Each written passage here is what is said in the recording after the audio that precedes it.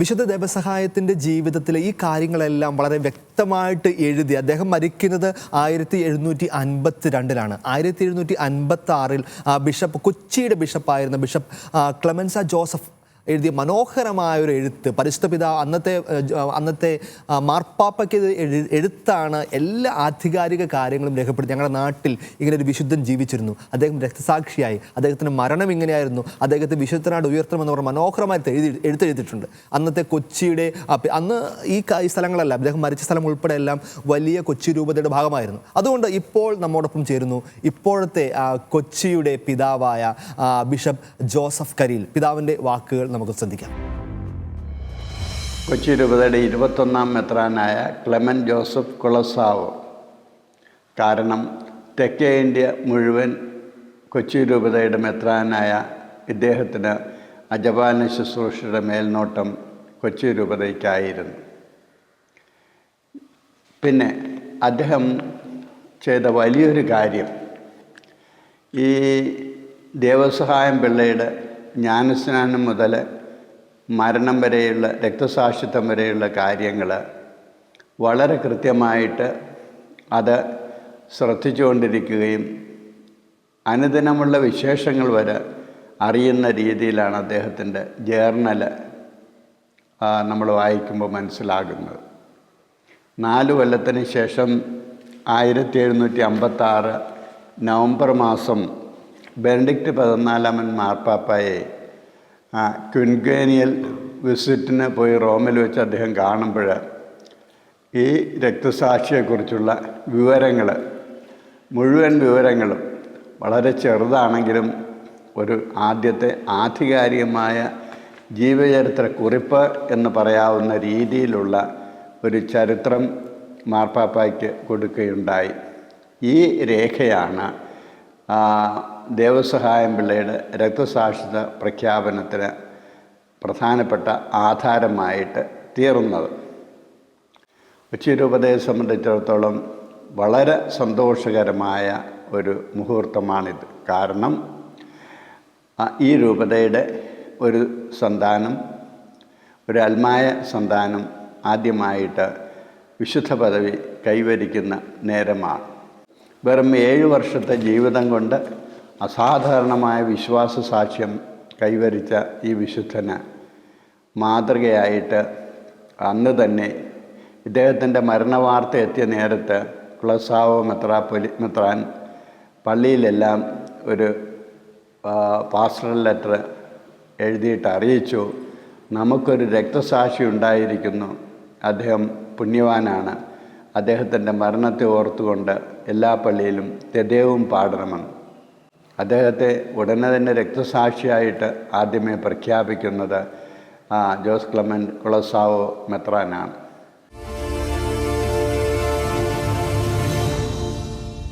പഴയ കൊച്ചി രൂപതയുടെ ആദ്യത്തെ അൽമായ വിശുദ്ധൻ ഇന്ന് തിരുസഭയിൽ ഉയർത്തപ്പെടുമ്പോൾ അതിൽ സന്തോഷം പ്രകടിപ്പിച്ച, നല്ല വാക്കുകൾ പറഞ്ഞ, കാര്യങ്ങൾ വിശദീകരിച്ചു തന്ന ജോസഫ് കരിയിൽ പിതാവിന് പ്രത്യേകമായിട്ട് ഷാലോമിൻ്റെ നന്ദി അറിയിക്കുന്നു. നമ്മൾ ഇനി പോകാൻ പോകുന്നത് പ്രിയപ്പെട്ട വിശുദ്ധൻ്റെ ഭൗതിക അവശിഷ്ടങ്ങൾ അടക്കം ചെയ്തിട്ടുള്ള കോട്ടാറിലുള്ള സെയിൻറ്റ് ഫ്രാൻസിസ് സേവ്യർ ദേവാലയത്തിലേക്കാണ്. ഈ ദേവാലയത്തിൽ കുറച്ചധികം പ്രത്യേകതകളുണ്ട്. ഈ ദേവാലയം ഇരിക്കുന്ന കോട്ടാർ അല്ലെങ്കിൽ കന്യാകുമാരി റീജിയൻ 3 വിശുദ്ധരാൽ സമ്പന്നരാണ്. കാരണം ഭാരതത്തിൻ്റെ അപ്പസ്തോലനായ തോമാസ് ലീഹ വന്നുപോയൊരു സ്ഥലം. എനിക്ക് ആത്മാക്കളെ തരിക, ബാക്കിയെല്ലാം എടുത്തുകൊള്ളുക എന്ന് പറഞ്ഞുകൊണ്ട് ഒരു ഭ്രാന്തനെ പോലെ ദൈവസ്നേഹത്താൽ അലഞ്ഞ ഫ്രാൻസിസ് സേവ്യർ സഞ്ചരിച്ച സ്ഥലം. ആ ഫ്രാൻസിസ് സേവ്യറിൻ്റെ വിശുദ്ധനായ വർഷത്തിൽ അതിൻ്റെ ഓർമ്മയ്ക്കായി വേണ്ടിയാണ് ഈ ദേവാലയം പോലും പണി കഴിപ്പിച്ചത്. അവിടെ ഇതാ മറ്റൊരു വിശുദ്ധൻ്റെ ബലികുടീരം, ശവകുടീരം. നമുക്ക് ഒരു നിമിഷം കോട്ടാറിലുള്ള സെയിൻറ്റ് ഫ്രാൻസിസ് സേവ്യർ ദേവാലയത്തിലേക്ക് പോകാം.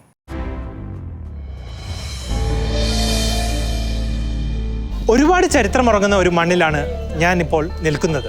വിശുദ്ധ ഫ്രാൻസിസ് സേവ്യറിൻ്റെയും വിശുദ്ധ ദൈവസഹായം പിള്ളയുടെയും സാന്നിധ്യം കൊണ്ട് മഹനീയമായ, അനുഗ്രഹീതമായ ഒരു ദേവാലയ അങ്കണത്തിലാണ് നാം ഇപ്പോൾ എത്തിച്ചേർന്നിരിക്കുന്നത്.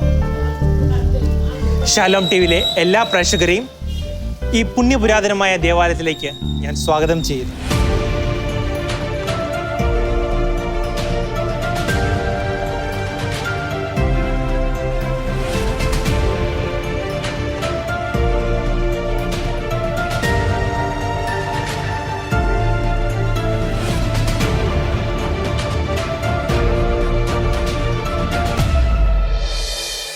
ക്രിസ്ത്യ വിശ്വാസം സ്വീകരിച്ചു എന്ന കാരണത്താൽ 3 വർഷത്തോളം പീഡിപ്പിക്കപ്പെടുകയും കാറ്റാടി മല മുകളിൽ വെച്ച് ഭടന്മാർ വെടിവെച്ച് കൊല്ലുകയും ചെയ്ത വിശുദ്ധ ദൈവസഹായം പിള്ളയുടെ ഭൗതിക ശരീരം ഭടന്മാർ അവിടെ തന്നെ നശിപ്പിച്ചു. പിന്നീട് വിശ്വാസികൾ അത് ശേഖരിച്ച് കോട്ടൂരിലെ സെയിൻറ്റ് ഫ്രാൻസിസ് സേവിയർ കത്തീഡ്രലിൽ ഇവിടെ അത് സംസ്കരിച്ചിരിക്കുന്നു.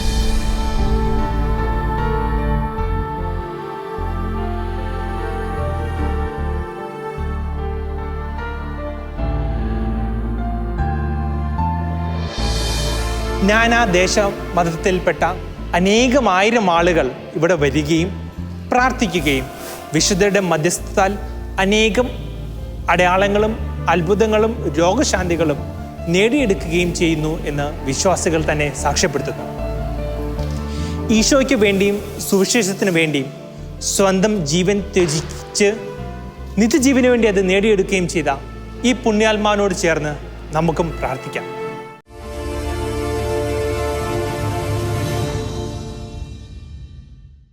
ഇപ്പോൾ നമ്മോടൊപ്പം ഒരിക്കൽ കൂടി വിശുദ്ധ ദേവസഹായത്തിൻ്റെ വൈസ് പോസ്റ്റ്ലേറ്റർ ആയിരുന്ന ഫാദർ ജോൺ കുളന്തൈ ഒരിക്കൽ കൂടി ചേരുന്നു. അദ്ദേഹത്തിന് സന്തോഷം പ്രകടിപ്പിക്കുന്നു. അദ്ദേഹം എങ്ങനെയാണ് ഈ വിശുദ്ധനായി ദേവസഹായത്തെ ഉയർത്തുന്ന പ്രോസസ്സിനെ പറ്റിയൊക്കെ ഒന്ന് നമുക്ക് വിശദീകരിച്ചറിയാൻ പോകുന്നു. നമുക്ക് പ്രിയപ്പെട്ട ജോൺ കുളന്തൈ അച്ഛനെ കേൾക്കാം.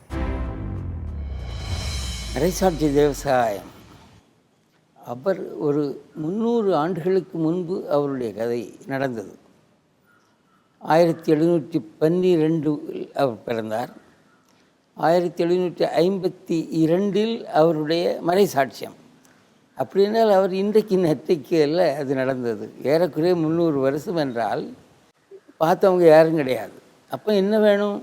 அப்பொழுது இருந்த டாக்குமெண்ட்ஸ் வேணும், ஆவணங்கள் வேணும். அந்த ஆவணங்களை தோண்டி எடுக்கணும். அதான் இதனுடைய முதல் பகுதி.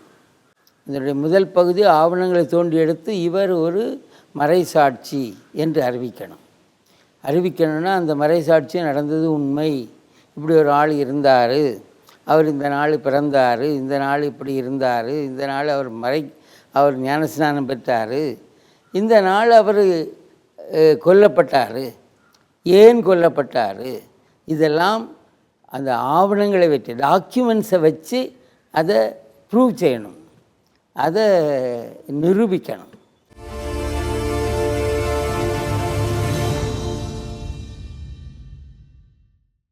പ്രിയപ്പെട്ട ഷാനു വെച്ച അച്ഛനോടാണ് ഇനി 1-2 കാര്യങ്ങൾ ചോദിക്കാനുള്ളത്. പ്രത്യേകിച്ച് റോമിൽ ഒത്തിരി വർഷം പഠിച്ച, ഒത്തിരി നാമകരണങ്ങൾ നേരിട്ട് സാക്ഷ്യം വഹിച്ച ഒരാളെന്ന നിലയിൽ ഈ നാമകരണത്തിൻ്റെ പ്രോസസ്സുകളൊക്കെ ഒന്ന് ഷാലോമിൻ്റെ കേൾവിക്കാർക്ക് വേണ്ടി പറഞ്ഞു തരാമോ? തീർച്ചയായിട്ടും. ജോൺ കുളന്തൈ അച്ഛൻ പറഞ്ഞ പോലെ തന്നെ വളരെയധികം വലിയ ഒരു പ്രോസസ്സാണ് ഈ ഒരു നാമകരണ ചടങ്ങിന് നമുക്ക് ചെയ്യാനുള്ളത്. നമുക്കറിയാം, ഒരു വിശുദ്ധനാകുക എന്ന് പറയുന്നത് വളരെ സിമ്പിളായിട്ടുള്ള കാര്യമാണ്.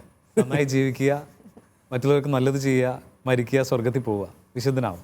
പക്ഷേ നമുക്ക് ഒരു വിശുദ്ധനായി കത്തോലിക്ക സഭ മുഴുവൻ ലോകമാസകലം വർഷത്തിലൊരു ദിവസം ഓർക്കുകയും ആ വിശുദ്ധൻ്റെ മാധ്യസ്ഥം തേടി പ്രാർത്ഥിക്കുകയും ചെയ്യുന്നതിന് അൾത്താരവണക്കത്തിലേക്ക് ഉയരുന്നതിന് കുറച്ച് പ്രൊസീജിയേഴ്സ് ഉണ്ട്.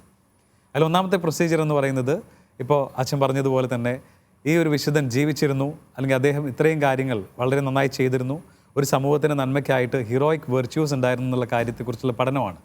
അപ്പോൾ ഒരു കംപ്ലീറ്റ് ആയിട്ടുള്ള ഒരു ഡീറ്റെയിൽഡ് ബയോഗ്രഫി ഇതിൻ്റെ ഭാഗമാണ്. അപ്പോൾ അത് ശേഖരിച്ച് ബിഷപ്പ് ഈ ഒരു കാര്യം റോമിലേക്ക് പ്രൊസീഡ് ചെയ്യുന്ന സമയത്ത് അദ്ദേഹത്തിന് ദ സെർവൻറ്റ് ഓഫ് ഗോഡ് എന്ന് വിശേഷിപ്പിക്കാം. ദൈവദാസൻ അല്ലെങ്കിൽ ദൈവദാസി എന്ന് നമുക്ക് വിശേഷിപ്പിക്കാൻ പറ്റും. ഈ ദൈവദാസി ആയതിനു ശേഷം കിട്ടാവുന്നതിൻ്റെ പരമാവധി എവിഡൻസസ് അദ്ദേഹത്തിൻ്റെ പ്രാർത്ഥനാ ജീവിതവും അദ്ദേഹത്തിൻ്റെ പ്രവർത്തനവും സാക്രിഫൈസസിനെ കുറിച്ച് കളക്ട് ചെയ്ത് റോമിലേക്ക് അയച്ചു കൊടുക്കുകയാണ് ചെയ്യാറ്. പിന്നെ റോമൻ കൂറിയെക്കുറിച്ച് നമുക്കറിയാം. റോമൻ കൂറിയയിലേക്ക് അയക്കുന്ന സമയത്ത് റോമൻ കൂറിയ പലതായിട്ട് ഡിവൈഡ് ചെയ്തിട്ടുണ്ട്. പ്രത്യേകമായിട്ട് സെക്രട്ടറീസ് ഉണ്ട്, കൗൺസിൽസ് ഉണ്ട്, കോൺഗ്രിഗേഷൻസ് ഉണ്ട്, ട്രൈബ്യൂണൽസ് ഉണ്ട്, ഓഫീസസ് ഉണ്ട്. അപ്പോൾ ഇതിലെ കോൺഗ്രിഗേഷൻസിലുള്ള the congregation for the causes of saints എന്നുള്ള കോൺഗ്രിഗേഷനാണ് നമ്മളൊരു വിശുദ്ധൻ്റെ നാമകരണ ചടങ്ങിനുള്ള എല്ലാ ഡീറ്റെയിൽസും, വളരെ ഡീറ്റെയിൽ ആയിട്ടുള്ള കാര്യങ്ങൾ അയച്ചു കൊടുക്കുന്നത്. അപ്പോൾ ശരിക്കും പറഞ്ഞാൽ വലിയ റിസർച്ച് തന്നെ ഇതിൻ്റെ പുറകിലുണ്ടാവും. ഒത്തിരിയധികം ആൾക്കാർ, നൂറുകണക്കിന്, ചിലപ്പോൾ അത്രയധികം ആളുകളായിട്ടുള്ള ഐ വിറ്റ്നസ് എവിഡൻസസ്, അത് മിക്കവാറും 300 വർഷമായിട്ടുള്ള ദൈവസഹായം പിള്ളയുടെ കാര്യത്തിൽ വളരെ ബുദ്ധിമുട്ടായി കാണും. അപ്പോൾ അത്രയധികം ഡീറ്റെയിൽഡ് സ്റ്റഡീസ്, അത് ചരിത്രപരമായിട്ടുള്ള കാര്യങ്ങളൊക്കെ അത് എടുത്ത് വളരെ നന്നായിട്ട് തന്നെ പ്രസൻറ്റ് ചെയ്യണം. അപ്പോൾ ഇങ്ങനെ ഈ ഒരു ഡിഗ്രി ഓഫ് ഹീറോയിക് വെർച്യൂ വത്തിക്കാനിൽ ആക്സെപ്റ്റ് ചെയ്തു. അങ്ങനെ ഒരു വ്യക്തി ജീവിച്ചിരിപ്പുണ്ടായിരുന്നു. ഈ വ്യക്തി ഈ സമൂഹത്തിൽ ഇത്രയധികം നന്മയ്ക്ക് കാരണമായി എന്നുള്ള കാര്യം അവിടെ അപ്രൂവ് ചെയ്യുന്ന സമയത്ത് ആ ഒരു പോസ്റ്റിന് പറയുന്ന പേരാണ് വെനറബിൾ, ധന്യൻ അല്ലെങ്കിൽ ധന്യ എന്ന് പറയുന്ന ഒരു പോസ്റ്റ്. അപ്പോൾ ഈ ധന്യൻ വെനറബിൾ എന്നുള്ള പോസ്റ്റ് രണ്ടാമത്തത്. അപ്പോൾ ഈ ഒരു സെക്കൻഡ് പിന്നെ സ്റ്റെപ്പിലേക്ക് നമ്മൾ കടക്കുന്ന സമയത്ത് ഏറ്റവും അധികം ആവശ്യമുള്ള ഒരു കാര്യം ഈ ധന്യൻ അല്ലെങ്കിൽ ഈ ഒരു വ്യക്തിയോട് പ്രാർത്ഥിച്ചിട്ട് കിട്ടുന്ന ഒരു മിറക്കിളാണ്. അപ്പോൾ ആ മിറക്കിളിനെ കുറിച്ച് തന്നെ ഒരു 3 കാറ്റഗറീസ് ഉണ്ട്. നമുക്കറിയാം ഒരുപാട് മിറക്കിൾ സംഭവിക്കും, എല്ലാം സൂപ്പർ നാച്ചുറൽ ആയിരിക്കണം. പക്ഷേ ആ ഒരു മിറക്കിൾ സംഭവിക്കുന്ന സമയത്ത് 3 കാര്യങ്ങൾ വളരെ ശ്രദ്ധിക്കണം. ഒന്നാമത്തെ കാര്യം, ആ മിറക്കിൾ ഇൻസ്റ്റൻ്റ് ആയിരിക്കണം, വളരെയധികം പെട്ടെന്ന് നടക്കുന്ന ഒരു മിറക്കിൾ ആയിരിക്കണം. രണ്ടാമത്തേത് ലാസ്റ്റിംഗ് ആയിരിക്കണം, ലോങ് ലാസ്റ്റിംഗ് ആയിരിക്കണം, ഇഫക്റ്റീവ് ആയിരിക്കണം. പിന്നെ അതേപോലെ ഇത് അൺഎക്സ്പ്ലെയിനബിൾ ആയിരിക്കണം. അപ്പം നമുക്ക് ഇത്രയധികം 3 കാര്യങ്ങളാണ് ഈ മിറക്കിൾ. വിശുദ്ധനുമായിട്ട് ബന്ധപ്പെട്ട് ഒത്തിരി അത്ഭുതങ്ങൾ നടക്കും, പക്ഷെ അതിൽ പലതും ഈ 3 ഗണത്തിൽ പെടാറില്ല. അതുകൊണ്ടാണ് പലരുടെയും പ്രോസസ്സ് ലോങ് ആയി പോകുന്നത്. അതെ അതെ. അപ്പോൾ ഇങ്ങനെയുള്ള 3 കാര്യങ്ങൾ ശ്രദ്ധിച്ചു കഴിഞ്ഞാൽ നമുക്കറിയാം, പ്രത്യേകിച്ച് നമുക്ക് ദേവസഹായം പിള്ളയുടെ കാര്യത്തിൽ കത്തോലിക്ക സഭ മറ്റൊരു കാര്യം പറയുന്നുണ്ട്, the degree of heroic virtues മാത്രം മതി. കാരണം ഒരു മാർട്ടറാണ്, അതെ, രക്തസാക്ഷി ആയതുകൊണ്ട് ഒരു സ്റ്റെപ്പ് സ്കിപ്പ് ചെയ്ത് സ്റ്റെപ്പ് വേണമെങ്കിൽ സ്കിപ്പ് ചെയ്യാം. കാരണം അത്രയധികം ജീവിതത്തിൽ അദ്ദേഹം അനുഭവിച്ചു. മറ്റുള്ളവർക്ക് എല്ലാ രക്തസാക്ഷികൾക്കും പ്രിവിലേജ് ആണ് മാറി. അത് പ്രിവിലേജ് ആയിട്ട് രക്തസാക്ഷികളുടെ കാര്യത്തിൽ കത്തോലിക്ക സഭ അംഗീകരിക്കാറുണ്ട്. അപ്പോൾ അതിനുശേഷം നമുക്ക് വത്തിക്കാൻ 1-2 ഡിഗ്രീസ് അവർ ഇറക്കും. ഒന്നാമത്തെ ഡിഗ്രിയുടെ പേര് ദ ഡിഗ്രി ഓഫ് മിറക്കിൾ. അപ്പം ഒരു എന്താണ് അത്ഭുതം സംഭവിച്ചു എന്നുള്ള കാര്യം ശരിക്കും പറഞ്ഞാൽ ഇതിൻ്റെ പഠനത്തിന് വേണ്ടി അവർ കൊണ്ടുവരുന്നത് ഒരുപക്ഷെ അത്തൈസ്റ്റ് ആയിട്ടുള്ള സയൻറ്റിസ്റ്റിനായിരിക്കും. അല്ലെങ്കിൽ ഒത്തിരി അധികം കാര്യങ്ങൾ അവർ എക്സ്പ്ലെയിൻ ചെയ്തിട്ട് പഠിക്കാനായിട്ട് ശരിക്കും സെക്കുലർ വേൾഡിനെയാണ് ഏൽപ്പിക്കുക. എന്നിട്ട് അവർ പോലും കൺവിൻസ് ചെയ്ത് പറയണം ഇത് ഈ ഒരു സംഭവിച്ചിരിക്കുന്നത് ഒരു മിറക്കിളാണ്. കാരണം ഇതൊരിക്കലും ഒരു കോൺട്രോവേഴ്സി ആയിട്ട് മാറാതിരിക്കാൻ വേണ്ടി നമ്മൾ ബയാസ്ഡ് അല്ല എന്ന് പറയാനായിട്ട് മറ്റുള്ള ആളുകളെ കൊണ്ടാണ് ഇതിനെക്കുറിച്ച് എക്സ്പെരിമെൻറ്റ്സ് ചെയ്യിക്കുന്നത്. അപ്പോൾ അതിൽ അവർ കൺവിൻസ്ഡ് ആയി കഴിഞ്ഞാൽ വത്തിക്കാനിലേക്ക് വീണ്ടും എഴുതി അയക്കുന്നു. ഇത് അല്ലെങ്കിൽ degree of martyrdom is approved, അല്ലെങ്കിൽ degree of miracle is approved എന്ന് പറഞ്ഞിട്ട്. അപ്പോൾ ഈ ഒരു സമയത്താണ് അവർ 3rd സ്റ്റേജിലേക്ക് കടക്കുന്നത്. ആ സ്റ്റേജിന് പറയുന്നത് ബ്ലെസ്ഡ് എന്നാണ്, വാഴ്ത്തപ്പെട്ടവരുടെ ഗണം. വാഴ്ത്തപ്പെട്ടവരുടെ ഗണത്തിൽ കടക്കുന്ന സമയത്ത് ഈ ഒരു വിശുദ്ധൻ ജീവിച്ചിരുന്ന പ്രത്യേക സാഹചര്യത്തിലുള്ളവർക്ക് ഈ വിശുദ്ധനെ വെനറേറ്റ് ചെയ്യാനായിട്ടുള്ള സാധ്യത കൊടുക്കാറുണ്ട്. ലോക്കലി നമുക്ക് വെനറേറ്റ് ചെയ്യാൻ സാധിക്കും. ലോകം മുഴുവനല്ല, മറിച്ച് അതിനു മുമ്പ് വരെ പബ്ലിക്കായിട്ട് വെനറേറ്റ് ചെയ്യാൻ സാധ്യമല്ല. കാരണം അത് സീക്രട്ട് ആയിട്ട് കാര്യങ്ങൾ പഠനത്തിന്റെ വിധേയമായിട്ട് ചെയ്യേണ്ട കാര്യങ്ങളാണ്. അപ്പോൾ ഈ ഒരു ബ്ലെസ്ഡ് ആവുന്ന സമയത്ത് തന്നെ ആ പേരിൽ സ്കൂളുകളോ സ്ഥാപനങ്ങളോ ഒക്കെ വെക്കാം. ആ ലോക്കൽ പ്ലേസിൽ അദ്ദേഹത്തെ റെസ്പെക്ട് ചെയ്യുന്ന രീതിയിലുള്ള കാര്യങ്ങളൊക്കെ ഉണ്ടാവും. അപ്പോൾ ആ ഒരു സ്റ്റേജിൽ പിന്നെ ഫീസ്റ്റ് ആഘോഷങ്ങളൊക്കെ വരുന്നത് പിന്നീടാണ്. അപ്പം അത് കഴിഞ്ഞ് ഒരു സെക്കൻഡ് മിറക്കിൾ വെയിറ്റ് ചെയ്യും. അപ്പോൾ ഈ ഒരു സെക്കൻഡ് മിറക്കിൾ പ്രത്യേകിച്ച് മാർപ്പാപ്പയ്ക്ക് വേണമെങ്കിൽ സെക്കൻഡ് മിറക്കിൾ വേണമെങ്കിൽ സ്കിപ്പ് ചെയ്യാവുന്നതാണ്. രക്തസാക്ഷിയുടെ കാര്യത്തിൽ അവിടെ വീണ്ടും ഒരു സാധ്യത കൊടുക്കുന്നു, സാധ്യതയില്ല. പിന്നെ രണ്ടാമത്തെ ശരിക്കും രക്തസാക്ഷി അല്ലെങ്കിൽ പോലും ഒരു മിറക്കിൾ സംഭവിച്ചിട്ടുണ്ടെങ്കിൽ അത് കൺവിൻസ്ഡ് ആണെങ്കിൽ സെക്കൻഡ് മിറക്കിൾ വെയിറ്റ് ചെയ്യാറില്ല. അപ്പോൾ അതുകൊണ്ട് ഈ ഒരു സെക്കൻഡ് മിറക്കിൾ ഇല്ലെങ്കിൽ തന്നെ മാർപ്പാപ്പയുടെ നേതൃത്വത്തിൽ നേരത്തെ പറഞ്ഞ പോലെ സെൻറ്റ് പീറ്റേഴ്സ് ബസിലിക്കയിൽ മാർപ്പാപ്പയുടെ മുഖ്യ കാർമ്മികത്തിൽ ഏറ്റവും അവസാനമായിട്ട് കൺവിൻസ് ചെയ്ത് ലോകത്തോട് പറയുന്ന ഒരു ചടങ്ങാണ് കാനനൈസേഷൻ. നമുക്ക് സ്വർഗത്തിൽ നമുക്ക് വേണ്ടി മാധ്യസ്ഥം അപേക്ഷിക്കാനായിട്ട് നമ്മുടെ ഇടയിൽ നിന്ന് ഒരു പുതിയ വിശുദ്ധൻ, അതാണ് ഇന്ന് ഈ മെയ് 15-ന് സംഭവിച്ചുകൊണ്ടിരിക്കുന്നത്. താങ്ക് യു അച്ഛാ, താങ്ക് യു ഫോർ ഡീറ്റെയിൽ ആയിട്ട് ഡിസ്ക്രിപ്ഷൻ തന്നതിലും പ്രത്യേകിച്ച് കേട്ടുകൊണ്ടിരിക്കുന്ന എല്ലാവർക്കും തന്നെ ഒത്തിരി അറിവ് നൽകുന്ന ഒരു കാര്യമാണ്. താങ്ക് യു അച്ഛാ. പ്രിയപ്പെട്ട ഷാനുവച്ചൻ പറഞ്ഞു വെച്ചതുപോലെ ഒരു വ്യക്തിയെ തിരുസഭയിൽ വിശുദ്ധനായി ഉയർത്തുന്നതിൽ ഏറ്റവും പ്രധാനപ്പെട്ട പങ്ക് വഹിക്കുന്നത് അദ്ദേഹവുമായി ബന്ധപ്പെട്ടുണ്ടായിരിക്കുന്ന അത്ഭുതങ്ങളാണ്.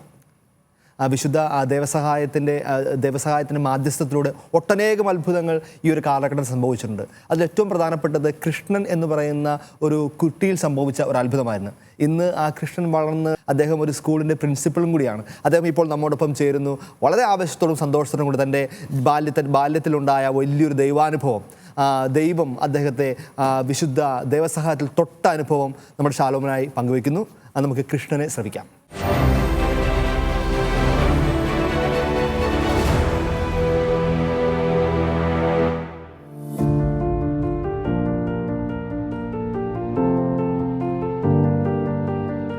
പ്രിയപ്പെട്ടവരെ, എൻ്റെ പേര് കൃഷ്ണനാണ്. ഞാൻ കന്യാകുമാരി മാവട്ടത്തിലുള്ള തിരുവട്ടാർ എൻ്റെ ഇടത്തിലുള്ള വ്യക്തിയാണ്. ഞാൻ ഇപ്പോൾ ഒരു സ്കൂളിൽ പ്രിൻസിപ്പളായി ഇരിக்கிறேன். എൻ്റെ അമ്മയും എൻ്റെ അനിയനും ചേട്ടനും വീട്ടിലുണ്ട്. പിന്നെ വൈഫും 2 മക്കളുമുണ്ട്. 1990 ഏപ്രിൽ 25 ബുധനാഴ്ച 7 മണി രാവിലെ ദേവസ്വം പിള്ളൈ എൻ്റെ വാഴ്ക്കയിൽ ചരിത്രത്തിൽ വന്നതുകൊണ്ടാണ് ഞാൻ ഇവിടെ ഇരുന്ന് സംസാരിക്കുന്നത്. ഞാൻ 9ാം ക്ലാസ് പഠിക്കുമ്പോൾ പനിയായി. പനി വന്ന പിന്നെ നമ്മൾ അടുത്തുള്ള ആശുപത്രിയിൽ പോയി മരുന്നെടുത്ത് പിന്നെ സർത്തലൊക്കെ വന്നു. സർത്തൽ വന്ന പിന്നെ എന്നെ മാർത്താണ്ഡം PP ആശുപത്രിയിൽ കൊണ്ടുപോയി അഡ്മിറ്റ് ചെയ്ത് അവിടെ 1 മാസത്തിൻ്റെ അടുത്തേക്ക് ഇരുന്ന് അവിടെ സ്പെഷ്യലിസ്റ്റ് ഡോക്ടർമാരൊക്കെ വന്ന് എന്നെ നന്നായിട്ട് നോക്കി. അവിടെ നിന്ന് ഡിസ്ചാർജ് ആകുമ്പോൾ എൻ്റെ കണ്ടീഷൻ 2 പേരും ഉണ്ടെങ്കിൽ അവരെ പിടിച്ച് നടന്നു പോവാം. അങ്ങനെ പിന്നെ നാഗർകോവിൽ ജയസേരൻ ആശുപത്രിയിൽ എന്നെ അഡ്മിറ്റ് ചെയ്ത് അവിടെയും ഒരുപാട് സ്പെഷ്യലിസ്റ്റ് ഡോക്ടറൊക്കെ വന്ന് നന്നായിട്ട് നോക്കി. അവിടെയും എൻ്റെ അസുഖം കൂടി. എൻ്റെ 2 കാലും നന്നായിട്ട് തളർന്നു പോയി, എൻ്റെ കഴുത്തും തളർന്നു പോയി, കാലിട്ടാലും എൻ്റെ ഇങ്ങോട്ട് വന്നുവിടും. ആ സമയത്ത് എനിക്ക് ഇരിക്കാനും പറ്റത്തില്ല, നടക്കാനും പറ്റത്തില്ല. ബെഡിൽ ഇരിക്കുമ്പോൾ ഒവ്വൊരു സമയവും നർസ് വന്ന് എന്നെ അങ്ങനെ തിരിച്ചിട്ട് പൗഡർ ഇടാം, അല്ലെങ്കിൽ പുണ്ണ് വരണം. അങ്ങനെ ഇരുന്നപ്പോൾ എൻ്റെ അമ്മയും ബന്ധുക്കളെല്ലാം വിചാരിച്ചത് ഇംഗ്ലീഷ് മരുന്നാണ് ഇത് പറ്റത്തില്ല, അതുകൊണ്ട് നമുക്ക് നാട്ടുമരുന്ന് കൊടുത്ത് എങ്ങനെ നാട്ടുമരുന്ന് തന്ന് തരാൻ വേണ്ടി എന്നെ പാറക്കടയിലുള്ള ഒരു ഇടത്തിൽ വെച്ച് ഈ നാട്ടുമരുന്ന് തന്ന കുടിച്ച പിന്നെ എനിക്ക് ഒരു റിയാക്ഷനായി. റിയാക്ഷൻ എന്ന് പറയുമ്പോൾ എനിക്ക് ഞാൻ അൺകോൺഷ്യസായി എൻ്റെ നാക്കും വെളിയിൽ വന്നു. പിന്നെ ആ സമയത്ത് എൻ്റെ ഏതെങ്കിലും എൻ്റെ ബോഡിയിൽ പോകണമെങ്കിൽ ഈ നോസ് വഴിയായി ട്യൂബ് വഴിയായി തന്നെ പോകും. പിന്നെ വെളിയിൽ വരുന്നതും അവർ ചൂടുവെള്ളമൊക്കെ വിട്ട് ഇങ്ങനെ പുതുക്കി തന്നെ എടുക്കും. അതാണ് കണ്ടീഷൻ. അവിടെ ഒരു 14 ദിവസം നന്നായിട്ട് നോക്കി அவங்க ഒരാൾ ഒന്നും ചെയ്യാൻ പറ്റത്തില്ല. പിന്നെ എന്നെ ആംബുലൻസിൽ ട്രിവാൻഡ്രം ശ്രീ ചിത്ര മെഡിക്കൽ കോളേജിൽ വിട്ട് ആ ട്രിവാൻഡ്രം ചിത്ര മെഡിക്കൽ കോളേജിൽ അവർ ഗ്രൂപ്പ് ഓഫ് ഡോക്ടേഴ്സ് എല്ലാ ദിവസവും വന്ന് നന്നായിട്ട് നോക്കി.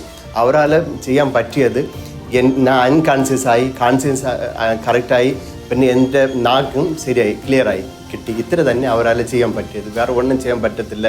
അപ്പോൾ എന്നെ ട്രിവാൻഡ്രം ചിത്ര മെഡിക്കൽ കോളേജിൽ നിന്ന് തിരിച്ച് അമ്മമ്മേൻ്റെ വീട്ടിൽ കൊണ്ടുവന്ന് അമ്മേൻ്റെ വീട്ടിൽ കൊണ്ടുവന്നപ്പോൾ അമ്മമ്മ എന്നെ നോക്കിയ പിന്നെ അവർ ഷോക്കായി അവിടെ മരിച്ചുപോയി. മരിച്ച സമയത്ത് എല്ലാ ബന്ധുക്കളും ഉണ്ട്. അപ്പോൾ എൻ്റെ അമ്മേൻ്റെ അനിയൻ ഒരാൾ ബസ് ഡ്രൈവറാണ്. അപ്പോൾ അവരെടുത്ത് ദേവസഹായം പിള്ളൈ കാറ്റാടിമല ദേവസഹായം പിള്ളൈ ചർച്ചിൽ ഒരുപാട് അസുഖക്കാർ ശരിയായി പോകുന്നു. അവിടെ ഈ ചെറുക്കൻ അവിടെ കൊണ്ടുപോയി എങ്ങനെയാണ് പറഞ്ഞ്. അപ്പോൾ ഈ വീട്ടിലുള്ള ആൾക്കാർ ഒരു ചിലർ പറഞ്ഞത് നമ്മൾ വേദകോയിലൊക്കെ പോകരുത്, ചെത്താലും നമ്മൾ ഇവിടെ ഇരുന്ന് തന്നെ മരിക്കണം. അങ്ങനെ മറ്റു ആൾക്കാർ പറഞ്ഞത് നമ്മൾ വീട്ടിലിരുന്ന് മരിക്കുന്നത് അവിടെ കൊണ്ടുപോയി മരിക്കട്ടെ, നമ്മൾ എല്ലാം പാർത്ത് അങ്ങോട്ട് കൊണ്ടുപോകുന്നു. പിന്നെ എന്നെ അവിടെ കൊണ്ടുപോയ ശേഷം നമുക്ക് ഒന്നും അറിയത്തില്ല എന്ത് ചെയ്യണമെന്ന്. പിന്നെ അവിടെ ഉള്ള ആൾക്കാരെടുത്ത് ചോദിച്ച് ആൾക്കാർ പറഞ്ഞത് അച്ഛൻ്റെ അടുത്ത് ബ്ലെസ്സിങ് ചെയ്യണമെന്ന്. അപ്പോൾ അച്ഛൻ ബ്ലെസ്സിങ് ഒക്കെ തന്ന് പിന്നെ അവിടെ ഇരുന്ന് എവിടെ പോയാലും എന്നെ കൊച്ചു പിള്ളേരെ കൊണ്ടുപോലെ തൂക്കിയിട്ട് തന്നെ കൊണ്ടുപോകും. കുർബാന പോയാലും ശരി, വേറെ ചർച്ചിൽ പോയാലും ശരി, എന്നെ കുളിക്കുമ്പോഴും എന്നെ താളയിട്ട് ഒരു ചെത്ത പ്രേതത്തെ കുളിച്ചൊത്തുന്ന പോലെ തന്നെ കുളിച്ചൊത്തു. അങ്ങനെയാണ് എൻ്റെ ജീവിതം ഓടിയത്. പിന്നെ 1 മാസം കഴിഞ്ഞ് അവിടെ മരുന്നൊന്നും എടുത്തില്ല. 1 മാസം കഴിഞ്ഞ് എൻ്റെ കഴുത്ത് ശരിയായി. പിന്നെ നമുക്ക് ഒരുപാട് നല്ല വിശ്വാസം, ചെത്താലും ഇവിടെ എന്ത് ചാവും, അല്ലെങ്കിൽ ശരിയായി ഗുണമായി തന്നെ പോവും. അങ്ങനെ 6 മാസം ഇരുന്നു. എപ്പോൾ എനിക്ക് ഇരിക്കാൻ പറ്റും, കഴുത്ത് ശരിയായോ അപ്പോൾ എനിക്ക് ഇരിക്കാൻ പറ്റും. ഇരിക്കുമ്പോൾ ഇങ്ങനെ ഊന്തൊക്കെ പോകും, ഒരു കുഴപ്പമില്ല.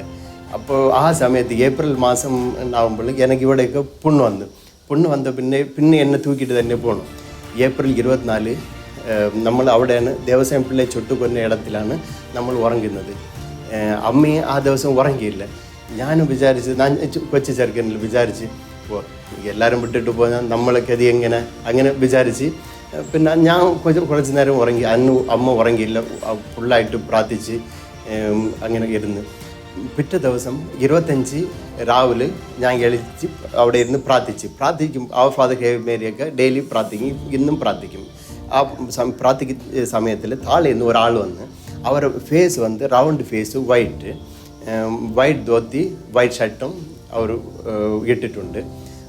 ഒരുപാട് ആൾക്കാർ പ്രാർത്ഥിക്കാൻ വരും. ഞാൻ വിചാരിച്ചത് ഒരാൾ പ്രാർത്ഥിക്കാൻ വരുന്നതിന് പിന്നെ അവർ എൻ്റെ അടുത്ത് വന്ന് എന്നെ നോക്കി ചിരിച്ച് ഞാനും അവരെ നോക്കി ചിരിച്ച്. പിന്നെ അവർ പറഞ്ഞ് കുറച്ച് വെള്ളം കൊണ്ടുവന്നു. ഞാൻ വിചാരിച്ചത് അവർക്ക് എനിക്ക് നടക്കാൻ അറിയത്തില്ല എന്ന് പറഞ്ഞിട്ട് എനിക്ക് നടക്കാൻ പറ്റത്തില്ല എന്ന് പറഞ്ഞു. പിന്നെ അവർ പറഞ്ഞു ഇല്ല ഇപ്പം നടക്കാൻ പറ്റും, വെള്ളം കൊണ്ടുവന്നു. ഞാൻ പിന്നെ താഴെ പോയി ഒരു ഗ്ലാസ് വെള്ളം കൊണ്ടുവന്ന് ഇവിടെ വന്നപ്പോൾ ആൾ കണ്ടില്ല. പിന്നെ എവിടെയൊക്കെ മലയിലേക്ക് നോക്കിയ പിന്നെ താത്ത എന്ന് വിളിച്ച് താത്താന്ന് വിളിച്ച് ആളെ കണ്ടില്ല.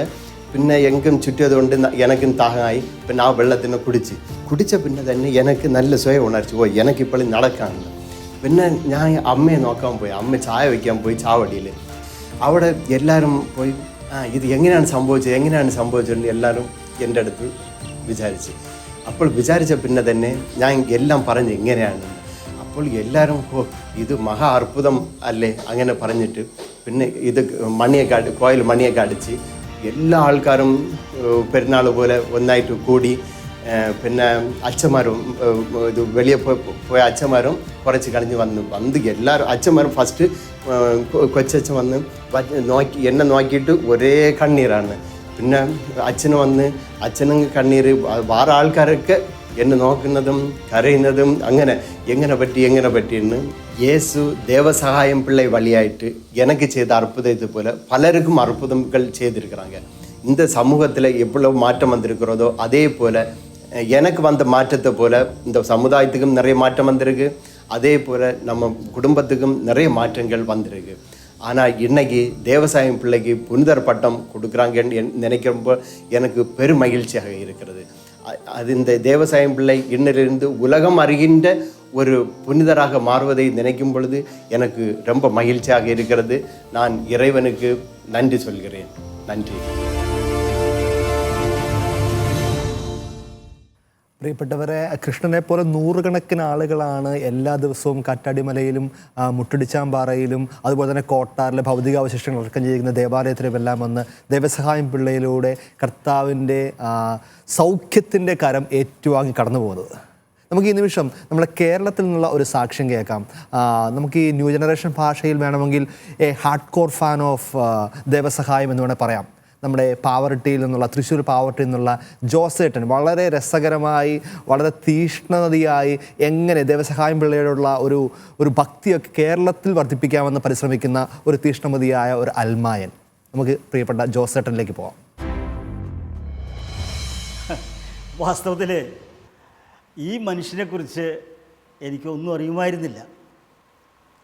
എൻ്റെ 60 വയസ്സ് വരെയുള്ള ജീവിതത്തിലൊക്കെ ഇദ്ദേഹത്തെ പറ്റി ഞാൻ കേട്ടിട്ടില്ല. അങ്ങനെ ഇരിക്കുമ്പോഴാണ് 2012 ഡിസംബർ 2 ദേവസഹായം പിള്ള എന്ന വ്യക്തിയെ വാഴ്ത്തപ്പെട്ടവനായി പ്രഖ്യാപിക്കുന്നു എന്ന് പത്രം മുഖേനയൊക്കെ അറിയുന്നത്.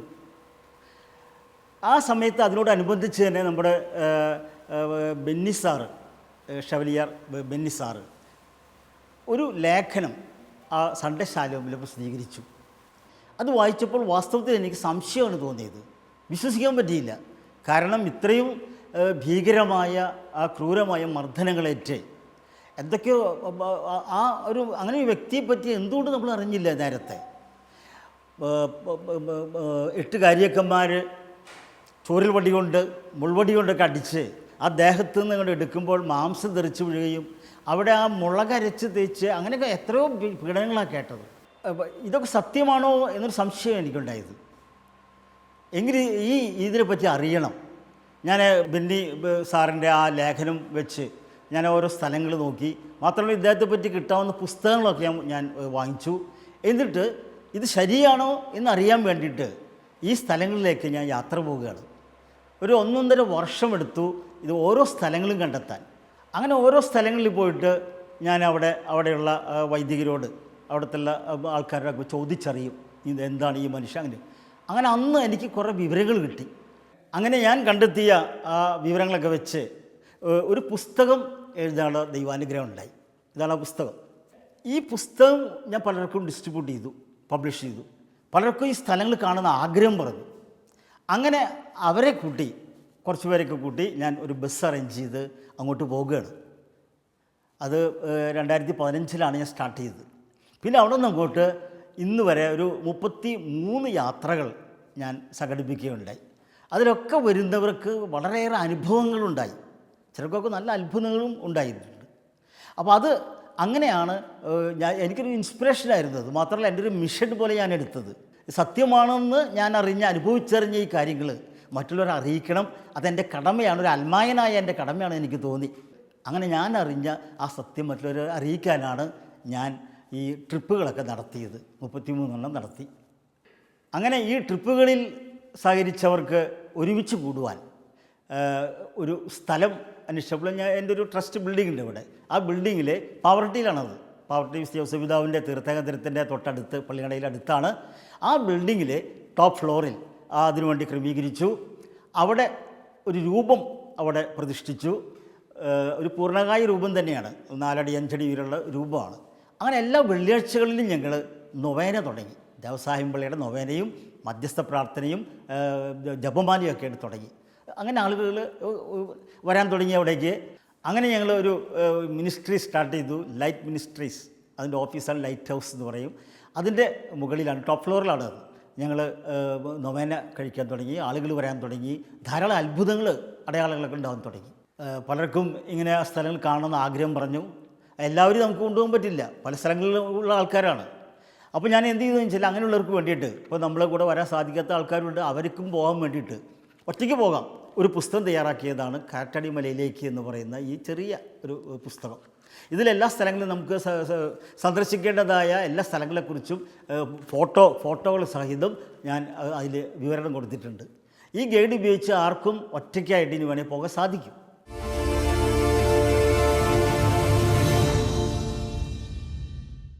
പ്രിയപ്പെട്ടവരെ, ഒരു വിശുദ്ധൻ സഭയുടെ പൊതുസ്വത്താണ്. അവൻ ഏത് റീത്തിൽ നിന്ന്, ഏത് നാട്ടിൽ നിന്ന്, ഏത് ദേശത്ത് നിന്ന്, അതൊരു ചോദ്യമേ അല്ല, അത് സഭയുടെ പൊതുസ്വത്താണ്. എനിക്ക് തോന്നുന്നു പണ്ടൊക്കെ ഇപ്പോഴും പോലും നമ്മൾ വിശുദ്ധ നാളുകൾ എന്നൊക്കെ പറഞ്ഞ് വിദേശങ്ങളിലേക്ക് യാത്ര പോകും. പ്രത്യേകിച്ച് റോമിലൊക്കെ ചെന്നിട്ട് നമ്മൾ അസീസിയും പാതുവയും ലിസ്യുവും ഒക്കെ കാണുവാൻ പോകും. എനിക്ക് തോന്നുന്നു വിദേശികളൊക്കെ ഇനി ഭാരതത്തിലേക്ക് വരുന്ന ഒരു ദിവസമൊന്നും കാലമൊന്നും അകലെയല്ല. മാന്നാനവും ഭരണങ്ങാനവും കുഴിക്കാട്ടുശ്ശേരിയും കാറ്റാടിമലയും മുട്ടടിച്ചാമ്പാറയും ഗോവയും എല്ലാം സന്ദർശിക്കാനായി വിദേശികൾ വരുന്ന, നമ്മുടെ നാട്ടിലേക്ക് ഇരച്ചു കയറുന്ന ഒരു ദൈവത്തിൻ്റെ നാടായി മാറുന്ന ഒരു നല്ല കാലം നമുക്ക് പ്രാർത്ഥനയോടെ കാത്തിരിക്കാം. നമ്മോടൊപ്പം ഇനി ചേരാൻ പോകുന്നത് ഒരിക്കൽ കൂടി അലീസ് മാത്യു ചേച്ചി ഒരിക്കൽ കൂടി ചേരുന്നുണ്ട്. ചേച്ചിയും ഇതിനെപ്പോലെ തന്നെ ജോസേട്ടൻ ഇതുപോലെ തന്നെ നല്ലൊരു പുസ്തകം എഴുതിയിട്ടുണ്ട്. പ്രത്യേകിച്ച് കുഞ്ഞുങ്ങൾക്ക് എങ്ങനെ ഈ ഒരു വിശുദ്ധനെ പരിചയപ്പെടുത്തി കൊടുക്കാം, നമ്മുടെ കുടുംബത്തിൽ എങ്ങനെ ഈ ഒരു വിശുദ്ധനെ ദേവസഹായത്തിന് എങ്ങനെ ഇൻട്രൊഡ്യൂസ് ചെയ്യാം. നമുക്ക് ഒരു നിമിഷം അലീസ് ചേച്ചിയിൽ കേൾക്കാം. എനിക്കൊരുപാട് സന്തോഷമുണ്ട് ഈ ഒരു വലിയ ചടങ്ങിൻ്റെ ഭാഗമായി തീരാൻ കഴിഞ്ഞതിൽ. പുസ്തകം എഴുതാനുള്ളൊരു ഇൻസ്പിറേഷൻ എന്ന് പറഞ്ഞാൽ എനിക്ക് ഈ വിശുദ്ധനെ അടുത്തറിയാൻ പറ്റിയത് ശാലോം ടി വിയുടെ ഒരു പ്രോഗ്രാമിലൂടെ തന്നെയാണ്. 2015 സെയിൻസ് ടൗൺ എന്ന പ്രോഗ്രാം ചെയ്യാൻ വേണ്ടിയിട്ട് കാറ്റാടിമലയിലും കന്യാകുമാരി മുഴുവൻ ആ സ്ഥലങ്ങളിലൂടെയൊക്കെ യാത്ര ചെയ്ത് അന്ന് തൊട്ടൊരു പേഴ്സണൽ ബന്ധമുണ്ടായിരുന്നു. ഞാനിങ്ങനെ ഇടയ്ക്ക് ചില കാര്യങ്ങൾ വിശുദ്ധരോട് മധ്യസ്ഥം ചോദിക്കുമായിരുന്നു. വിശുദ്ധനായിട്ട് പ്രഖ്യാപിക്കുമെന്നുള്ളൊരു തീരുമാനം വന്നപ്പോൾ തന്നെ മനസ്സിലുറച്ചു. ലളിതമായ രീതിയിൽ കുഞ്ഞുങ്ങൾക്ക് മനസ്സിലാകുന്ന വിധത്തിൽ വിശുദ്ധനെ പരിചയപ്പെടുത്തണം എന്ന് ശരിക്കും അങ്ങനെ ഒരു ആഗ്രഹം തോന്നി. പരിശുദ്ധാത്മാവ് ഒരുപാട് സഹായിച്ചു.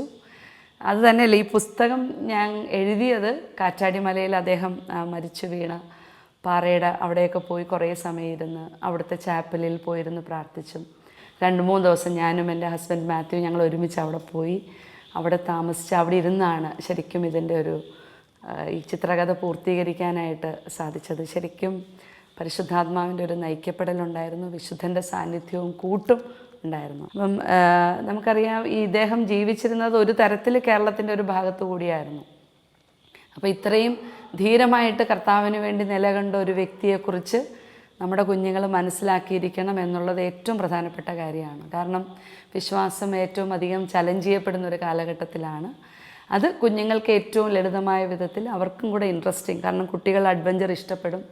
വളരെ സാഹസികമായിരുന്നു അദ്ദേഹത്തിൻ്റെ ജീവിതം. പക്ഷേ അവിടെയെല്ലാം അല്പം പോലും ഭയമില്ലാതെ, വിശ്വാസത്തിൽ അല്പം പോലും കുറവ് വരുത്താതെ ഈശോയ്ക്ക് വേണ്ടി ധീരമായിട്ട് നിലകൊള്ളാൻ അദ്ദേഹത്തിന് സാധിച്ചു.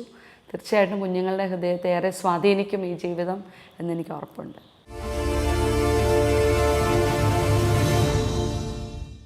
താങ്ക് യു അലിസ്മ ചേച്ചി. പ്രത്യേകിച്ച് ഈ ഒരു പുസ്തകത്തിന് കുഞ്ഞുങ്ങൾക്ക് മനസ്സിലാകുന്ന ഭാഷയിൽ ഈ ഒരു പുതിയ വിശുദ്ധനെ കൂടി പരിചയപ്പെടുത്തി കൊടുക്കാനായിട്ട് കൊടുക്കുന്ന എഫേർട്ടിന് പ്രത്യേകം നന്ദി. നമുക്ക് ഒരു ചെറിയ സാക്ഷ്യം കൂടി, പ്രത്യേകിച്ച് അത് ഷാലോം ഫാമിലിയിൽ തന്നെയുള്ള പ്രിയപ്പെട്ട പൗലോസ് പെങ്ങിപ്പറമ്പിൽ ചേട്ടനാണ്. ചേട്ടൻ 75-ാം വയസ്സിലാണ് ഈ ഒരു വിശുദ്ധനെ പറ്റി കേട്ട് ആ ഒരു ഡിവോഷൻ സ്റ്റാർട്ട് ചെയ്തത്. നമുക്ക് ഒന്ന് ശ്രദ്ധിക്കാം.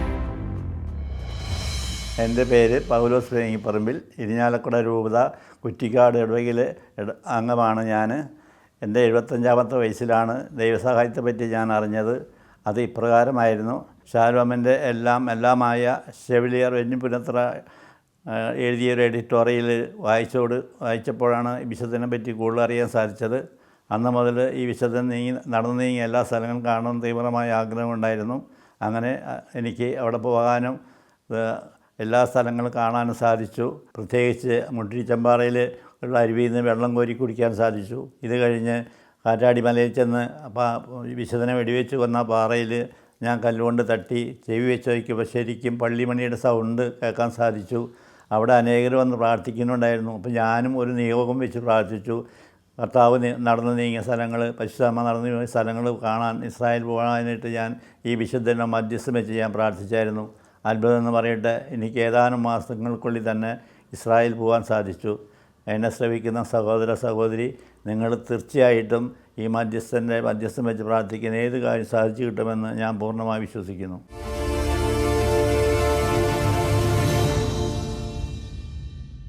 പ്രിയപ്പെട്ടവരെ, ഭാരതത്തിൻ്റെ ആദ്യത്തെ അൽമായ വിശുദ്ധൻ്റെ ജീവിതം നമ്മളിവിടെ ആഘോഷിക്കുമ്പോൾ ജോൺ പോൾ രണ്ടാമൻ മാർപ്പാപ്പ പറഞ്ഞ വാക്കുകൾ ഞാൻ ഓർക്കുന്നുണ്ട്. നിങ്ങളുടെ വിശുദ്ധ ജീവിതമാണ് പ്രിയപ്പെട്ട അൽമായരെ ഈ ലോകത്തിനും സഭയ്ക്കും കൊടുക്കാവുന്ന ഏറ്റവും വലിയ സമ്മാനം. പ്രിയപ്പെട്ട അൽമായരെ, വിശുദ്ധമായ ജീവിതത്തിലൂടെ നിങ്ങൾ വിശ്വാസത്തിന് സാക്ഷ്യം വഹിക്കുക. കുടുംബജീവിതത്തിലെ നിങ്ങളുടെ വിശ്വസ്തത, ജോലിയിലെ നിങ്ങളുടെ കൃത്യത, സമൂഹത്തിന് നന്മ ചെയ്യുന്ന നിങ്ങളുടെ ഉത്സാഹം, മറ്റുള്ളവരുമായുള്ള സ്നേഹബന്ധം, ഇവയിലൂടെ നിങ്ങൾക്ക് ഈ ഭൂമിയിൽ സുവിശേഷ പ്രഘോഷകരാകാം. ഈ ഒരു അൽമായ വിശുദ്ധനെ നമ്മളിവിടെ പ്രഘോഷിക്കുമ്പോൾ, നമ്മൾ ആഘോഷിക്കുമ്പോൾ, നമ്മുടെ 2 അൽമായരോട് ഞാൻ ചോദ്യം ചോദിക്കാൻ ആഗ്രഹിക്കുകയാണ്. നമുക്ക് അതിന് ജോസഫേട്ടൻ തന്നെ തുടങ്ങാം. ജോസഫേട്ടൻ, എങ്ങനെയാണ് ഈ അൽമായ വിശുദ്ധർ, പ്രത്യേകിച്ച് ഒരു അൽമായൻ എങ്ങനെ വിശുദ്ധനാവാം ഈ ഒരു കാലഘട്ടത്തിൽ വളരെ പ്രാക്ടിക്കലായിട്ട്? നമ്മുടെ മുമ്പിൽ 2 വിധത്തിലുള്ളൊരു ചോദ്യങ്ങളുണ്ട്. മനുഷ്യൻ എപ്പോഴും വിജയിക്കാനാണ് എപ്പോഴും ആഗ്രഹം. വിജയിയാകണോ വിശ്വസ്തനാകണോ? ചില മനുഷ്യരെ കണ്ടിട്ടുണ്ട്, കരുതലുകൊണ്ട് കരയിപ്പിക്കുന്ന ചില മനുഷ്യരെ ഞാൻ കണ്ടിട്ടുണ്ട്. ചിലരുടെ പ്രവൃത്തി വായിച്ചറിഞ്ഞിട്ടുണ്ട്. ഞാൻ യഥാർത്ഥത്തിൽ വിശുദ്ധരെക്കുറിച്ച് എൻ്റെ ബാല്യത്തിൽ അറിഞ്ഞത് ഒപ്പം തന്നെ ഞാൻ യഥാർത്ഥ ഒരു വിശുദ്ധനല്ലാത്ത, അങ്ങനെ അതായത് ഒരു കഥയിലൂടെയാണ് യഥാർത്ഥത്തിൽ ഞാൻ ഒരു വിശുദ്ധൻ്റെ അടുത്തറിഞ്ഞത്. കഥ എല്ലാവരും കേട്ടിട്ടുള്ള ജീൻ വാൾജിൻ്റെ കഥ. ആ കഥ എൻ്റെ പ്രൈമറി ക്ലാസ്സിൽ ഒരു ടീച്ചറാണ് ഇങ്ങനെ വിശദീകരിച്ച് തരുന്നത്. അപ്പോൾ എൻ്റെ മനസ്സിൽ അന്ന് ആ ചെറിയ പ്രായത്തിൽ എൻ്റെ മനസ്സിലേക്ക് വന്നത് ഈ ബിഷപ്പ് ഒരു വിശുദ്ധനായിരിക്കും. വിശുദ്ധരെക്കുറിച്ച് പിന്നെ കേൾക്കുമ്പോൾ ആദ്യം വരുന്നത് ഈ ബിഷപ്പിൻ്റെ മുഖമാണ്. കൃത്യമായിട്ടാണ് ഇത് നമ്മൾക്ക് പറഞ്ഞു പഠിപ്പിച്ചത്. ഈ കഥ ഇങ്ങനെ പറയുമ്പോഴത്തേക്ക് ടീച്ചർ ഇങ്ങനെ വിശദീകരിച്ച് അതിനകത്ത് ജീൻ വാൾജിൻ പെങ്ങളുടെ കൊച്ചിൻ്റെ വിശന്ന് കരയുന്ന കൊച്ചിൻ്റെ കരച്ചിൽ കേട്ടിട്ട് റൊട്ടി മോഷ്ടിക്കുന്നു, അങ്ങനെ ജയിലിലാവുന്നു. അതിനുശേഷം അയാൾ തിരിച്ചു വരുമ്പോഴത്തേക്ക് ഈ ജയിൽ പുള്ളിയുടെ ചിത്രം ശരീരത്തിൽ പേർ ചെയ്തുകൊണ്ട് ആരും അഭയം കൊടുക്കാതിരിക്കുന്നു. ബിഷപ്പ് അയാൾക്ക് താമസിക്കാൻ സൗകര്യം കൊടുക്കുന്നു. രാത്രിയിൽ മനസ്സുകൊണ്ട് അയാൾ വീണ്ടും ഒരു കള്ളനാവുന്നതും ഒക്കെ വായിച്ചു കഴിഞ്ഞ് ഒക്കെ ഇങ്ങനെ ടീച്ചർ ഇങ്ങനെ വിശദീകരിക്കുന്നുണ്ട്. തിരിച്ചു വന്നിട്ട് രാത്രി അയാൾ കള്ളനായിട്ട് വീണ്ടും പോലീസ് പിടിക്കുമ്പോഴത്തേക്ക് വീണ്ടും ബിഷപ്പിൻ്റെ അടുത്ത് ചെല്ലുമ്പം ബിഷപ്പ് പറയുന്നു, നിനക്ക് ആ തിരിക്കാലുകളിലൂടെ ഞാൻ തന്നതല്ലേ എന്ന് ചോദിക്കുമ്പോഴത്തേക്ക് ആരും ആ കരുതൽ കൊണ്ട് ആരും ഒരു വിശുദ്ധരാകും, നല്ല മനുഷ്യരായി മാറും. അങ്ങനെയുള്ള ചില സന്ദർഭങ്ങളുണ്ട് ജീവിതത്തിൽ. അപ്പോൾ ഇത്തരം ഈ കഥ ഞങ്ങൾക്ക് പറഞ്ഞു തന്നിട്ട് ടീച്ചർ ഇങ്ങനെ ഒരു ചോദ്യം ചോദിക്കുന്നുണ്ട്, നമ്മളിനി എങ്ങനെ പെരുമാറണമെന്ന്. അപ്പോൾ പുറകെ ഇരുന്ന ഒരു കുട്ടി ഇങ്ങനെ പറയുന്നു, കള്ളന്മാരോട് ഒരു വിധത്തിൽ നമ്മൾ കരുണ കാണിക്കാൻ പാടില്ല എന്ന്. ഇത് കേൾക്കുമ്പോൾ ടീച്ചറിൻ്റെ മുഖം ഒന്ന് മ്ലാനമാകുന്നുണ്ട്. അപ്പോൾ ഫ്രണ്ടിൽ ഇരുന്ന് എൻ്റെ ഒരു കൂട്ടുകാരൻ തിരിച്ചു ഇങ്ങനെ അല്പം ഒരു വിഷമത്തോടെ അവൻ എഴുന്നേറ്റ് നിന്നിട്ട് ഇങ്ങനെ ഒരു ചോദ്യം ചോദിക്കുന്നു, ടീച്ചറെ, ഈ ജീൻ വാൾജിനും ബിഷപ്പും പിന്നെ എങ്ങനെയാണ് ജീവിച്ചത്? അപ്പോൾ അത് കേൾക്കുമ്പോഴത്തേക്ക് ഇവൻ ചോദിച്ചു കഴിയുമ്പോഴത്തേക്ക് ഇവനൊന്ന് അങ്ങ് ഇടറുന്നുണ്ട്, ഇവനൊന്ന് ചെറുതായിട്ടൊന്ന് കരയുന്നുണ്ട്. അപ്പോൾ ഫ്രണ്ടിൽ ഇരുന്ന് എല്ലാവരും ചിരിക്കുന്നത്, കാരണം ആൺകുട്ടികൾ കരയാൻ പാടില്ലല്ലോ. ടീച്ചർ ഇവനെ ഇങ്ങനെ ചേർത്ത് നിർത്തിയിട്ട് പറയും, അത് മോനെ അവരങ്ങനെ ജീവിച്ചു, ഇങ്ങനെ ആശ്വസിപ്പിക്കുന്നുണ്ട്. അപ്പോൾ ആ ടീച്ചറിന് ഭയങ്കര സന്തോഷമായി. കാരണം ടീച്ചർ പറഞ്ഞു തന്ന ആ പാഠങ്ങൾ ആരുടെയൊക്കെ ഹൃദയത്തിൽ ഒരു നന്മയുടെ വിത്ത് വിതറാൻ പറ്റിയല്ലോ. അതുകൊണ്ട് ഈ ഒരു സാക്ഷ്യത്തിൻ്റെ ഒരു കാലഘട്ടത്തിലാണ് നമ്മൾ ഈ കരുതലുകൾ കൊണ്ട് മനുഷ്യനെ കരയിപ്പിക്കുക, അല്ലെങ്കിൽ അവൻ്റെ വിഷമങ്ങളിൽ നമ്മൾ അലിഞ്ഞ് ഇല്ലാതാകുക. അങ്ങനെ ചെയ്യുമ്പോഴത്തേക്ക് ഈ സാക്ഷ്യം തനിയെ മറ്റൊരു സാക്ഷ്യമായി മാറുകയും മനുഷ്യർ ദൈവത്തെ അടുത്തറിയുകയൊക്കെ ചെയ്യുന്നതെന്നാണ് ഞാൻ വിചാരിക്കുക. അന്നയിലേക്കാണ്. അന്ന, ഒരു പ്രൊഫഷൻ, നമ്മുടെ പ്രൊഫഷൻ എങ്ങനെ നമ്മളെ വിശുദ്ധരാക്കും?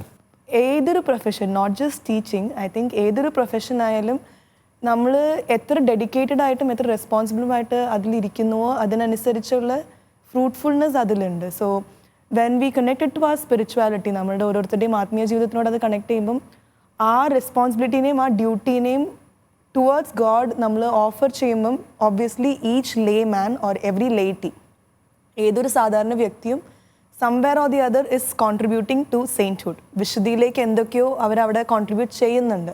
ഇതാണ് ഇഗ്നേഷ്യസ് പറഞ്ഞു വെച്ചാൽ ആത്മജറും ദൈ ഗ്ലോറിയും എല്ലാം ദൈവമഹത്വത്തിന്, എന്ത് ചെയ്താലും ദൈവമഹത്വത്തിന്. തെരേസയെ കുറിച്ച് നമ്മൾ പല സ്ഥലങ്ങളിലും കേട്ടിട്ടുണ്ട്. She was an unhealthy person, like നടുവിന് വേദനയൊക്കെ ഉണ്ടായിരുന്ന ഒരു വ്യക്തിയായിരുന്നു. സോ കോറിഡോറിൽ കൂടെ നടക്കുമ്പം ഒരു ചെറിയ ഇല വീണത് കണ്ടാൽ പോലും അത് എടുത്ത് like with all the physical pain കുനിഞ്ഞ ആ ഇലയൊന്ന് എടുത്ത് വേസ്റ്റ് കൊട്ടയിലേക്ക് ഇടുന്നത് ഷീ വിൽ സേ, കർത്താവെ ഞാൻ ഇത് ഇടുന്നുണ്ട്, ടേക്ക് വൺ സോൾ, ഒരു ആത്മാവിനെ ശുദ്ധീകരണ സ്ഥലത്ത് നിന്ന് നീ വന്നിട്ട് സ്വർഗത്തിലേക്ക് കൂട്ടിക്കൊണ്ട് പോണേ. ആകെ കൂടി അവിടെ ചെയ്തിരിക്കുന്നത് വളരെ നിസ്സാരമായ ഒരു കാര്യം, ഒരു ഇല എടുത്ത് ഞാൻ കുപ്പയിലേക്ക് ഇട്ട് വന്നത്. ബട്ട് അതിനെ വന്നിട്ട് to offer for something greater, for the better good of വളരെ വലിയൊരു മാൻകൈൻഡ് എന്ന് പറഞ്ഞിട്ട് അങ്ങനെ ഓഫർ ചെയ്യാനായിട്ട് നമ്മൾ ഓരോരുത്തരും, പ്രോബബ്ലി എവറി ലേ മാൻ, നമ്മൾ ഓരോരുത്തരും അങ്ങനത്തെ ഒരു തോട്ടിലേക്ക് നമ്മുടെ എല്ലാ ഡീഡ്സിനെയും, not just our job or our life or anything, നമ്മൾ ചെയ്യുന്ന ഓരോ ചെറിയ കാര്യങ്ങളും അങ്ങനത്തെ ഒരു തോട്ടിലേക്ക് എടുക്കുകയാണെങ്കിൽ probably all of us will grow to sainthood. I think that's what my thought on this would be. ഷനുജ, അച്ഛനോടൊരു ചോദ്യം ചോദിക്കാം. നമ്മൾ ഒരു കാലഘട്ടം വരെയൊക്കെ ഈ അച്ഛനും കന്യാസ്ത്രീയും മഠവും പള്ളിയും ലോവയും കാസക്കും ഹാബിറ്റും ഒക്കെ മാത്രം വിശുദ്ധിയുടെ പടവിലേക്ക് ഉയർത്തപ്പെട്ടൊരു കാലഘട്ടം ഉണ്ടായിരുന്നല്ലോ. അവിടെ നിന്നുള്ള ടോട്ടൽ ഒരു പാരഡൈം ഷിഫ്റ്റ് പോലെയൊക്കെയാണ് ഇവിടെ സംഭവിക്കുന്നത്. ഇപ്പോൾ കൂടുതൽ അൽമായ വിശുദ്ധരെ നമ്മുടെ മാർപ്പാപ്പന്മാർ കാലഘട്ടത്തിന് ആവശ്യമാണ് സ്വർഗം തരുന്നു. മാർപ്പാപ്പന്മാർ തരുന്നല്ലോ, ഒബ്വിയസ്ലി സ്വർഗം തരുന്നു ഒരു കാലഘട്ടത്തിൻ്റെ ആവശ്യമായിട്ട്. അച്ഛൻ എങ്ങനെയാണ് അത് നോക്കിക്കാണുന്നതിനെ? തീർച്ചയായിട്ടും എൻ്റെ മനസ്സിൽ തോന്നിയ ഒരു വലിയ കാര്യം, ഈ ദിവസങ്ങളിലൊക്കെ ഞാൻ കോളേജിലൊക്കെയാണ് വർക്ക് ചെയ്യുന്നത്. അപ്പോൾ ഈ അൽമായ പ്രേക്ഷിതത്വം അല്ല അൽമായർ നമ്മുടെ കൂടെ എങ്ങനെ പെരുമാറുന്നു എന്നുള്ള കാര്യം ഞാനിങ്ങനെ ഒബ്സർവ് ചെയ്യായിരുന്നു. അപ്പോൾ ശരിക്കും പറഞ്ഞാൽ നമ്മൾ ഈ ഒരു സ്റ്റുഡിയോയിൽ വന്ന സമയത്തും നമ്മുടെ ചേട്ടന്മാർ നമ്മളോട് കാണിച്ച പെരുമാറ്റം, അതൊരു സിംപ്ലിസിറ്റി, അല്ലെങ്കിൽ അവർ ആ നേരത്തെ ചേട്ടൻ പറഞ്ഞ ജോസഫേട്ടൻ പറഞ്ഞ പോലെ നമ്മൾ ചിലപ്പോൾ കരയിച്ച് കളയും അവരുടെ സിംപ്ലിസിറ്റി കൊണ്ട്, ലാളിത്യം കൊണ്ട്, താഴ്മ കൊണ്ടൊക്കെ. അപ്പോൾ ശരിക്കും പറഞ്ഞാൽ നമ്മൾ എത്രമാത്രം ഇനി അധികാര സ്ഥാനങ്ങൾ വിട്ട് സാധാരണക്കാരുടെ ഇടയ്ക്കൊക്കെ ഇറങ്ങി പോകേണ്ട സമയം വൻ ചലഞ്ചാണ്, വളരെ ഇമ്പോർട്ടൻ്റ് ആണ്. അപ്പോൾ അതുകൊണ്ട് ആ ഒരു സിംപ്ലിസിറ്റി ഇല്ലെങ്കിൽ നമുക്ക് ഒരിക്കലും ഇനി ഒരു വലിയ വിശുദ്ധിയുടെ പടവ് കയറാൻ പറ്റില്ല എന്നാണ് എനിക്ക് തോന്നുന്നത്.